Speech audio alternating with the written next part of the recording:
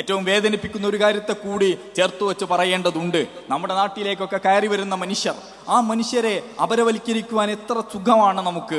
നമ്മളെന്ന് പറയുന്ന സങ്കുചിതമായ താല്പര്യങ്ങളിലേക്ക്, സങ്കുചിത ദേശീയതയിലേക്ക് ചുരുങ്ങിപ്പോകുമ്പോഴാണ് മറ്റു നിൽക്കുന്ന മനുഷ്യരെ മുഴുവൻ നോക്കിക്കൊണ്ട് അയാൾ കർണാടകക്കാരനാണ്, ബംഗാളിയാണ്, ആസാമിയാണ്, ഗുജറാത്തിയാണ് എന്നൊക്കെ ബാനർ കെട്ടുവാനും അവർക്കു നേരെ ആഖ്യാനങ്ങൾ ചമക്കുവാനും നമുക്ക് കഴിയുന്നത്. അതിന്റെ തുടർച്ചയാണ് ഏതാനും ദിവസങ്ങൾക്ക് മുമ്പ് കേരളത്തിൽ നിന്നൊരു ആൾക്കൂട്ട കൊലയുണ്ടാവുകയും ബംഗ്ലാദേശി എന്ന് വിളിച്ചു പറഞ്ഞുകൊണ്ട് ഒരു സാധുവായ മനുഷ്യനെ, ഭാഷ പോലും പറയാൻ കഴിയാത്ത ഒരു മനുഷ്യനെ, ഈ നാട്ടുകാർ സംസാരിക്കുന്നത് എന്താണ്, അവരെന്താണ് എന്നോട് ചോദിക്കുന്നത് എന്ന് പോലും തിരിച്ചറിയാൻ കഴിയാത്ത ഒരു വയോവൃദ്ധനെ തല്ലിക്കൊന്ന ആൾക്കൂട്ടത്തെ സൃഷ്ടിച്ചത് ഇത്തരം ആഖ്യാനങ്ങളായിരുന്നു. ഇത്തരം പോപ്പുലിസ്റ്റ് ആഖ്യാനങ്ങൾ നിരന്തരമായി നമ്മുടെ നാട്ടിൽ നിന്ന് വിഭവങ്ങൾ ചോർത്തുന്നവരാണ് എന്ന്, നമ്മുടെ നാട്ടിൽ നിന്ന് പണം കൊണ്ടുപോകുന്നവരാണ് എന്നൊക്കെ മറ്റു മനുഷ്യർക്കു നേരെ ആഖ്യാനങ്ങൾ ഉണ്ടാക്കിവിടുമ്പോൾ നാം അറിയാതെ പോകുന്ന ഒരു സത്യമുണ്ട്.